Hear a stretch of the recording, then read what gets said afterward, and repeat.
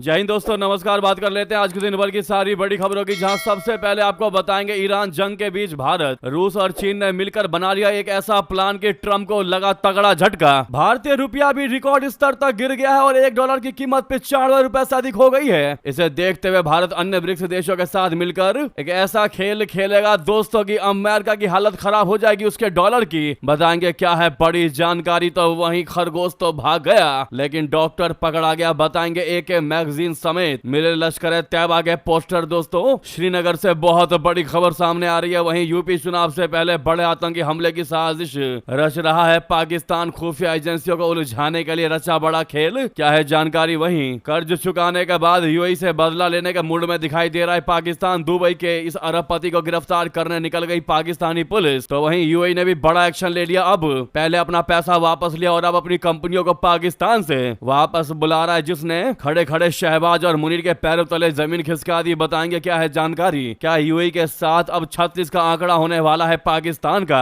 वहीं Donald Trump ने straight of Hormuz को बता दिया स्ट्रेट ऑफ ट्रंप, जिससे आने वाला है तूफान। दोस्तों एक से एक बेहतरीन जानकारी आपको विस्तार से बताने वाले हैं, बस आप वीडियो के अंत तक बने रहिएगा। और खबरों में आगे बढ़ने से पहले मानते हैं कि भारत में दहशत फैलाने वाले आतंकवादियों का खात्मा बहुत जरूरी है और साथ ही साथ मानते हैं कि पश्चिम बंगाल में बदलाव होना जरूरी है। तो इस वीडियो को लाइक करके चैनल को सब्सक्राइब करके बेल आइकन दबा के कमेंट में जय हिंद अवश्य कह दीजिएगा। दोस्तों बात करते हैं पहली सबसे बड़ी खबर की, जहां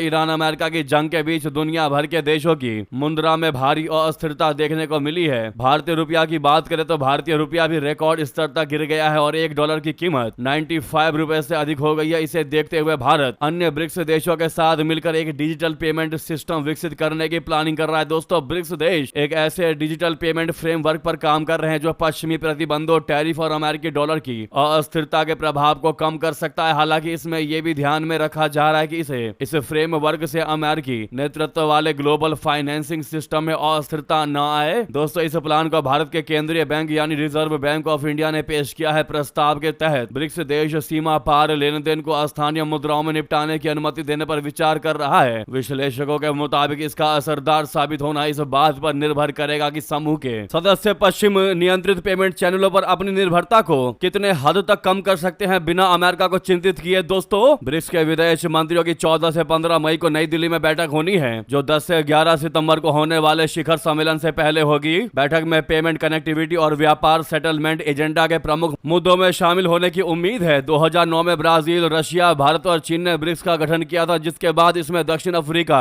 मिस्र, इथियोपिया, इंडोनेशिया, ईरान और संयुक्त अरब अमीरात को सदस्य के रूप में शामिल किया गया है। दोस्तों नई दिल्ली स्थित जवाहरलाल नेहरू विश्वविद्यालय के सेंटर फॉर चाइनीज स्टडीज में वरिष्ठ सहायक प्रोफेसर गीता कोच्छर ने हांगकांग स्थित अखबार साउथ चाइना मॉर्निंग पोस्ट से बात करते हुए कहा है कि ब्रिक्स के भीतर एक फाइनेंशियल पेमेंट सिस्टम सदस्य देशों को बहुत फायदा पहुंचाएगा और इससे उन बाहरी बदलावों का असर कम होगा। उन्होंने कहा कि पश्चिम के आर्थिक दबाव के खिलाफ इम्यूनिटी देने वाला ये एक रणनीतिक उपकरण साबित होगा। अगर डॉलर में अस्थिरता भी होती है तो इसका पेमेंट पर असर नहीं पड़ेगा, क्योंकि ये लगभग रियल टाइम भुगतान होगा। जी हां, ऐसा सिस्टम भारतीय रुपए और अन्य ब्रिक्स मुद्राओं को अधिक पावर देगा। इसके बाद इन देशों को पश्चिम के मध्यस्थ बैंकों का मुंह नहीं ताकना पड़ेगा और डॉलर को दूसरी मुद्रा में बदलने में जो कन्वर्जन फीस लगती है वो भी नहीं लगेगी।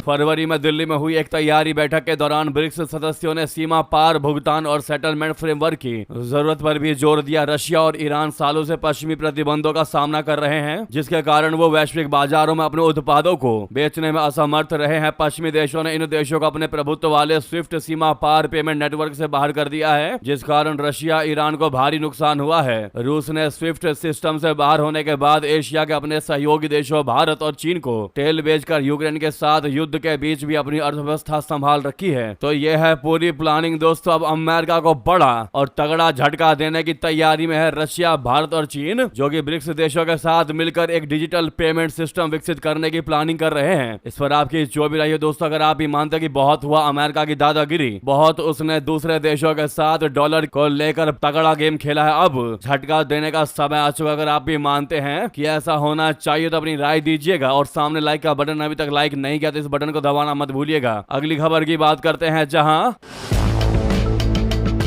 श्रीनगर पुलिस द्वारा गिरफ्तार किए गए 5 लोगों पर आतंकवाद विरोधी कानून के तहत मामला दर्ज कर लिया गया है, क्योंकि उनके पास से हथियार और गोला बारूद बरामद हुआ है। यह जानकारी एक पुलिस अधिकारी ने दी। पुलिस सूत्रों ने उनकी पहचान मोहम्मद शफी भट्ट यानी फार्मासिस्ट मोहम्मद शफी भट्ट के रूप में की है, जिसे स्थानीय तौर पर डॉक्टर शफी के नाम से जाना जाता है। वो शाहीन कॉलोनी जखूरा का रहने वाला है। आरोप है कि उसने आतंकवादियों का इलाज किया और उन्हें पनाह भी दी। वो पेशे से फार्मासिस्ट है, हालांकि इलाके के लोग उसे स्थानीय तौर पर डॉक्टर कहकर बुलाते हैं। बाकी 4 लोगों की पहचान हादी कादिर मीर, मोहम्मद जमाल मीर, महराजुद्दीन डार उर्फ महरान और फैयाज अहमद डार के रूप में हुई है। पुलिस अधिकारी के मुताबिक उनके पास से भारी मात्रा में हथियार और गोला बारूद बरामद किया गया है। इसमें 2 हैंड ग्रेनेड, AK-47 की 2 मैगजीन के नग, आतंकी संगठन LET के आपत्तिजनक पोस्टर यानी लश्कर तैयबा के आपत्तिजनक पोस्टर, 6 मोबाइल फोन्स और अन्य आपत्तिजनक सामग्रियां शामिल हैं। ऐसे में पुलिस ने उन पर गैर कानूनी गतिविधियां रोकथाम अधिनियम UAPA के तहत मामला दर्ज कर लिया है। पंथा चौक पुलिस स्टेशन में FIR संख्या 43/2026 धारा 13, 18, 23, 39 UAPA एक्ट और 3-5 BNS 7/25 के तहत मामला पंजीकृत कर लिया गया है। ये लोग आतंकवादियों की मदद करने वाले या यूं कहें कि आतंकी सहयोगी थे और एक महिला शामिल थी। उनकी गिरफ्तारी श्रीनगर पुलिस द्वारा लश्कर तैयबा के एक अंतर्राज्यीय आतंकी मॉड्यूल का भंडाफोड़ किए जाने के बाद हुई थी। ये सारे के सारे लश्कर तैयबा से जुड़े हुए थे। जी हाँ दोस्तों, इसे क्लियर समझ में आता है कि ऑपरेशन सिंदूर के बाद भी पाकिस्तान अपनी हरकतों से बाज नहीं आ रहा। वहीं जानकारी एक और सामने आ रही है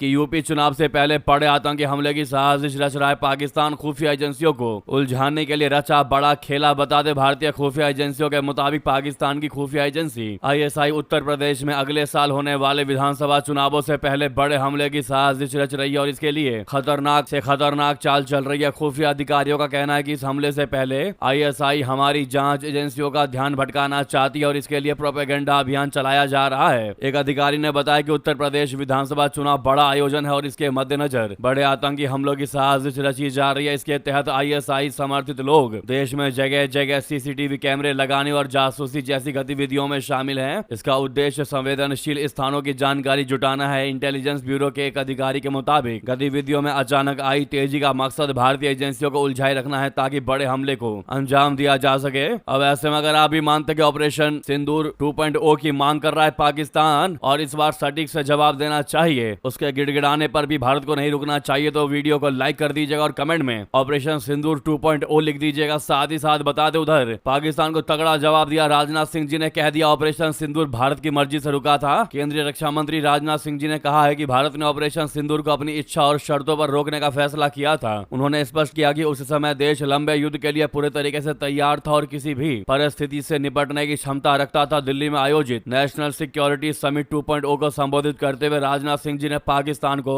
अंतरराष्ट्रीय आतंकवाद का केंद्र बताया और कहा कि आतंकवाद की जड़ों को पूरे तरीके से समाप्त करना आवश्यक है। उन्होंने कहा कि प्रधानमंत्री नरेंद्र मोदी जी के नेतृत्व में भारत की नीति अब जीरो टॉलरेंस की है। उन्होंने कहा कि अब भारत आतंकवादी हमलों पर केवल कूटनीतिक बयान देने तक सीमित नहीं रहता बल्कि निर्णायक कार्रवाई करता है। उन्होंने कहा कि ऑपरेशन सिंदूर के दौरान हमने उन्हीं ठिकानों को निशाना बनाया है जहां से भारत पर हमले किए गए थे। हमने ये ऑपरेशन क्षमता की कमी के कारण नहीं रोका बल्कि इसे अपनी शर्तों पर स्वेच्छा से रोका गया था। तो वहीं बता दे, कर्ज चुकाने के बाद यूएई से बदला लेने के मूड में है पाकिस्तान। दोस्तों, पाकिस्तान और संयुक्त अरब अमीरात के बीच अदावतें बढ़ती जा रही हैं। यूएई का कर्ज चुकाने के बाद उसे पाकिस्तान की सरकार अब दुबई के मशहूर अरबपति मलिक रियाज को गिरफ्तार करना चाहती है। इसके लिए पुलिस ने तैयारियां भी शुरू कर दी है। मलिक रियाज मूल रूप से पाकिस्तान से ताल्लुक रखते हैं और उन पर अल कादिर ट्रस्ट मामले में भ्रष्टाचार का आरोप लगा है। पाकिस्तान की पुलिस ने मलिक को दुबई से वापस लाने के लिए इंटरपोल से संपर्क किया। अल अरबिया के मुताबिक पाकिस्तान पुलिस ने इंटरपोल से मलिक की गिरफ्तारी में मदद देने के लिए कहा है। पुलिस का कहना है कि मलिक के खिलाफ पाकिस्तान की कोर्ट से एक गैर जमानती वारंट जारी है। एक वक्त में मलिक रियाज की गिनती पाकिस्तान के टॉप उद्योगपतियों में होती थी। मलिक रियल एस्टेट कारोबारी है और दुबई से अपने बिजनेस का संचालन करते हैं। इमरान खान की सरकार में उन्होंने पाकिस्तान में खूब निवेश किया था। कहा जाता है कि बहरिया टाउन प्रोजेक्ट के पीछे मलिक रियाज की ही कंपनी थी। रियाज की कुल संपत्ति $2 अरब है। 2025 में यह खुलासा हुआ कि मलिक ने पूरे परिवार के साथ साथ यूएई की नागरिकता ले ली है। तो वहीं दोस्तों जैसे यूएई को पता चला कि पाकिस्तान अब इस बात का खींच निकालने वाला है कि हमने उससे अपना पैसा वापस मांग लिया, तो वहीं दोस्तों यूएई ने पहले तो उससे कर्ज ही वापस लिया था, लेकिन अब एक और बड़ा फैसला ले लिया। उसने पाकिस्तान से जितने भी यूएई की दिग्गज कंपनियां मौजूद थी सबको वापस बुला लिया, सबको बोरिया बिस्तर समेटने के लिए आदेश दे दिया और कह दिया पाकिस्तान से निकल जाओ। जी हाँ, यूएई ने पाकिस्तान को एक बड़ा झटका देते हुए अपना $3.5 अरब का कर्ज वापस ले लिया था। अब पाकिस्तान के लिए एक और बड़ी आर्थिक चुनौती सामने आ रही है। यूएई की दिग्गज telecom company E and Pakistan के टेलीकॉम सेक्टर से पूरे तरीके से बाहर निकलने पर विचार कर रही है। ई एंड को पहले एतिसलात के नाम से जाना जाता था। दोस्तों ई एंड यानी एतिसलात के पास पाकिस्तान की सरकारी टेलीकॉम कंपनी पीटीसीएल बोले तो पाकिस्तान दूरसंचार कंपनी लिमिटेड की 26% हिस्सेदारी है। सिर्फ हिस्सेदारी ही नहीं बल्कि कंपनी का मैनेजमेंट कंट्रोल भी इसी खाड़ी कंपनी के हाथों में है। अब कंपनी अपनी निवेश रणनीति की समीक्षा कर रही है और पीटीसीएल से अपने शेयर बेचकर बाहर निकलने की तैयारी के शुरुआती चरण में है। पाकिस्तानी अखबार डॉन की रिपोर्ट के मुताबिक यूएई की कंपनी का यह कदम केवल पाकिस्तान तक सीमित नहीं है। दरअसल खाड़ी देशों के निवेशक कई वैश्विक बाजारों में अपने निवेश और संपत्तियों का पुनर्मूल्यांकन कर रहे हैं। सूत्रों के मुताबिक इस समीक्षा के पीछे मुख्य रूप से 3 कारण हैं। पहला है वैश्विक आर्थिक अनिश्चितता, दूसरा क्षेत्रीय भू राजनीतिक तनाव, तीसरा पूंजी आवंटन की नई नीतियां।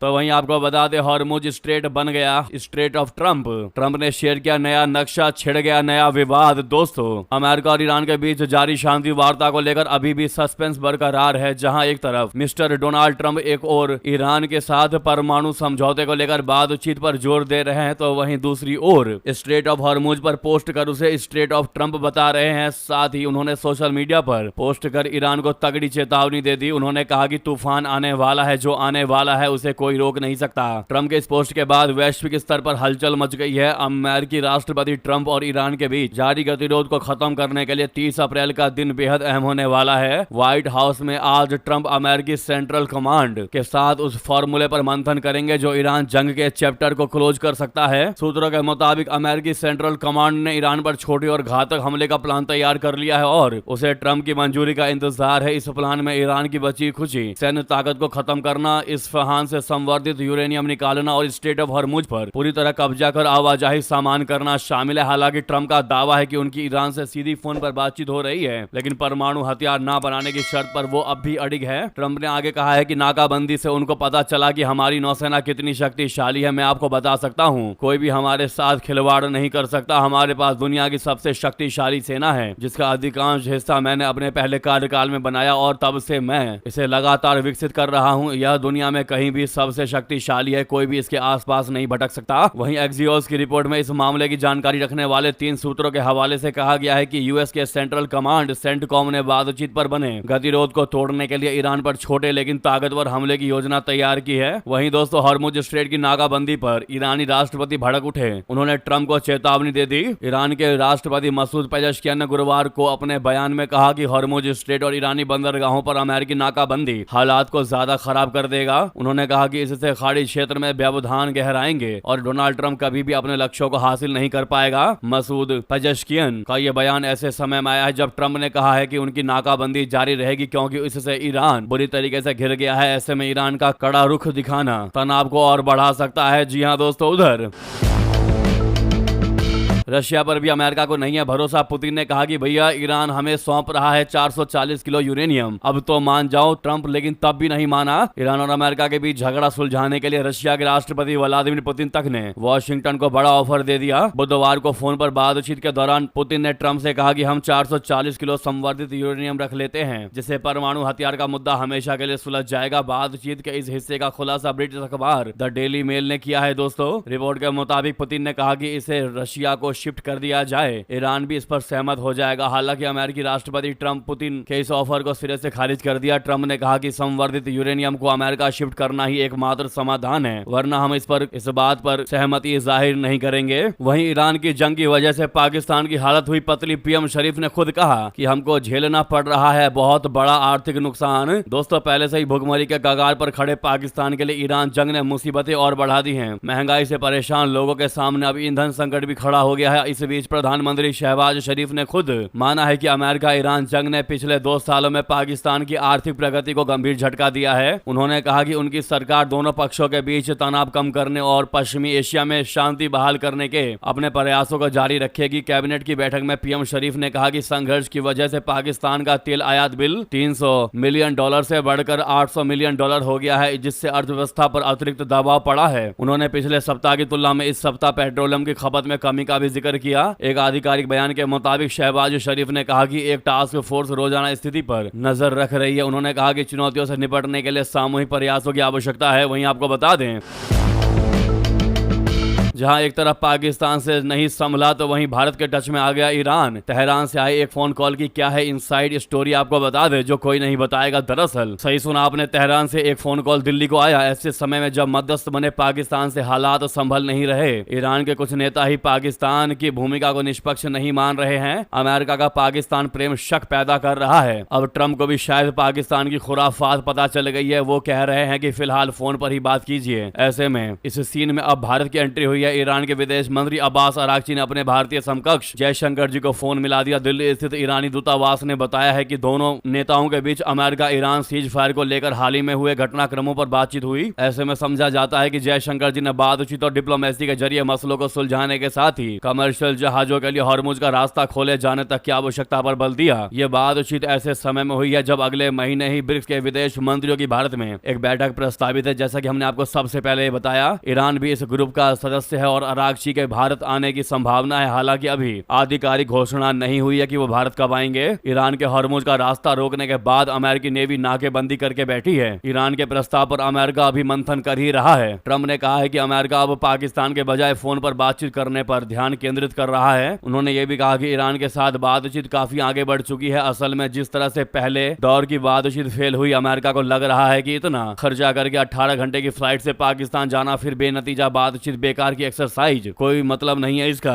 ऐसे में ईरान का अपने आप भारत के साथ जुड़ना, भारत को फोन जाना बहुत बड़ा संदेश देता है। इससे क्लियरली पता चलता है कि पाकिस्तान जबरदस्ती ईरान अमेरिका वॉर में घुस रहा था, जबकि ईरान को कतई भी भरोसा नहीं था पाकिस्तान पर। और अब ईरान का दिल्ली फोन जाना यह दर्शाता है कि ईरान भारत के साथ इन मामले में भारत की मदद चाहता है। जी हाँ दोस्तों, मेरा भारत महान कमेंट में जरूर कह दीजिएगा। लगे हाथ तो वीडियो को लाइक करके, चैनल को सब्सक्राइब करके, बेल आइकन दबा के कमेंट में ज्वाइन करना मत भूलिएगा। साथ ही जहां पर भी आपका ग्रुप हो, व्हाट्सएप, फेसबुक, एक्स, हर जगह शेयर करिएगा इस वीडियो को दोस्तों, ताकि पाकिस्तान की चालें और भारत की ताकत पता चल सके। दूसरे देशों को, दूसरे लोगों को जरूर शेयर करिएगा। जय हिंद, जय भारत।